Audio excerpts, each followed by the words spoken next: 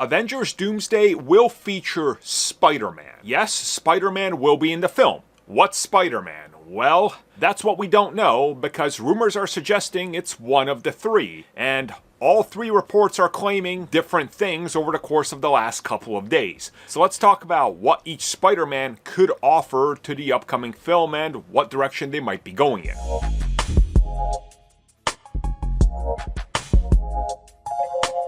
So obviously we got three Spider-Men to talk about. So the first one we need to talk about is Marvel Studios' very own version, Tom Holland's Spider-Man. So obviously right now they are in the middle of shooting Spider-Man Brand New Day, which releases before Avengers Doomsday. It still releases next summer, while of course Avengers Doomsday is next Christmas.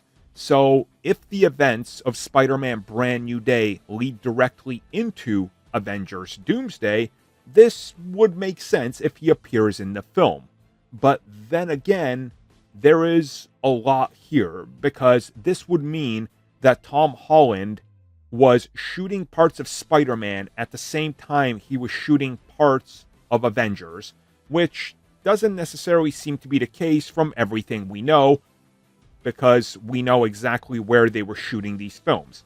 So unless some of the scenes where Spider-Man is appearing in Doomsday were shot by a stunt double or a body double, which is very possible, they've done that before, it doesn't seem like that he is the one.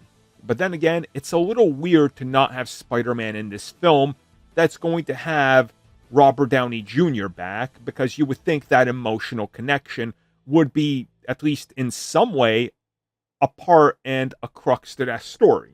So we're kind of left wondering, which Spider-Man is it and why? And if it's not Tom Holland, if it's not the MCU Spider-Man, what else do you do?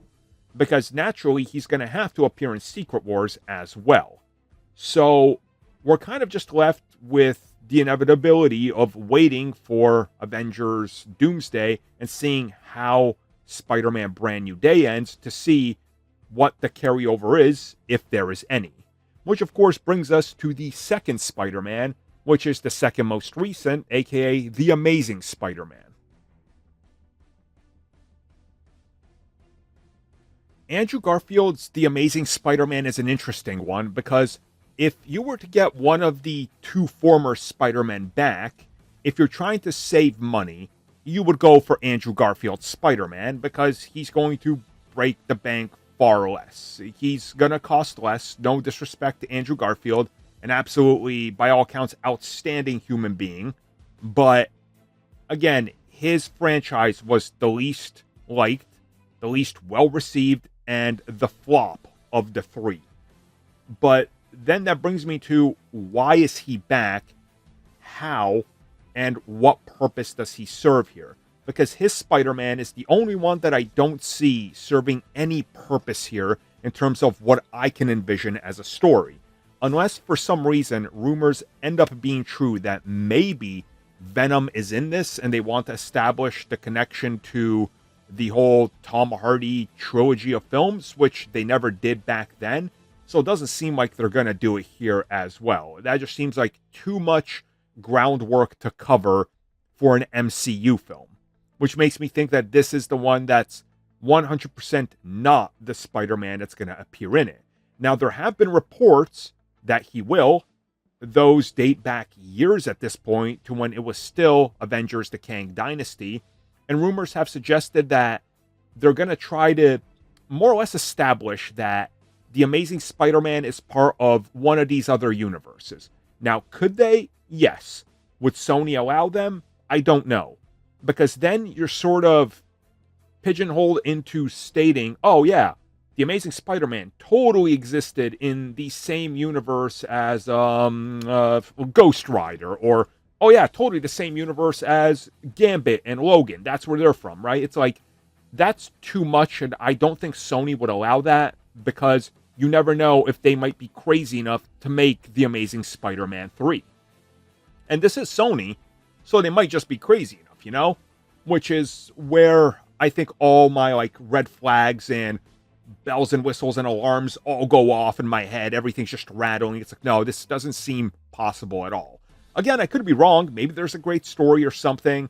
But by all accounts, Andrew is probably the one that I don't think any of us see returning. I just think that that's fair. I kind of laid out my argument. Which then brings us to Sam Raimi's Spider-Man, aka Tobey Maguire, and why I think this is the one.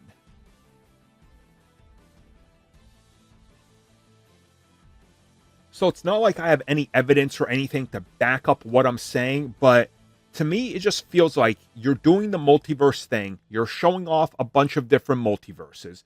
You're going to show off the X-Men universe, whatever version of it is. You're going to show off the MCU. You're going to show off the Fantastic Four universe. By all accounts, we might be going back to Earth 838 from Multiverse of Madness to potentially just touch upon Doctor Strange. If you're going to show us the ramifications and the urgency of universes collapsing, bringing in Tobey Maguire's Spider-Man just makes sense. Because his universe is one that a lot of people have an emotional connection to, but also many people are banking on him having a big victory moment and sharing screen time with Wolverine. So you sort of set the template up for that. And as rumors continue to persist that Sadie Sink will be revealed in a sort of not so shock reveal, but a reveal that she is the daughter of his Spider-Man through the multiverse, and he shows up at the end of Brand New Day to get her, then having him appear in Doomsday makes a lot of sense. Because of going back and forth and what's happened, incursions are now happening on his universe. And this puts his universe and everything in peril, so he reports for duty. Now, reports are stating that his role would be small, which more than likely means a setup role for Avengers Secret Wars, which I think is fine. We've heard he appears at the beginning of the film and then at the tail end of it to establish the next step. Make no mistake about it, Doomsday is ending with Secret Wars and Battle World concept being set up. However Marvel wants to do that concept, we don't know, but it's going to happen. So the likelihood of his Spider-Man being the one, I think, is pretty high. Because, again, Andrew Garfield, I just don't see what you do with him.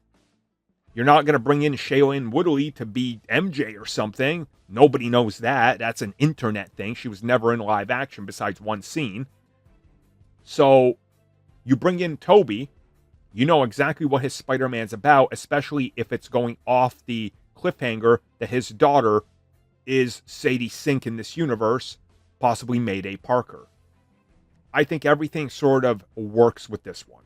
So there it is, all three laid out. I think I've made an argument for all three, or at least for two of them. One I don't think is possible at all. So how do you guys feel about this, and which Spider-Man do you think it's gonna be? Thank you for checking out that video, and thank you for your continued support. Feel free to like, share, subscribe, do whatever you will, and if you're so inclined and would like some additional content from us, which includes unfiltered content and bonus discussions, we do offer exclusively in our member section. We hope to see you there. So thank you for watching, and have a good one.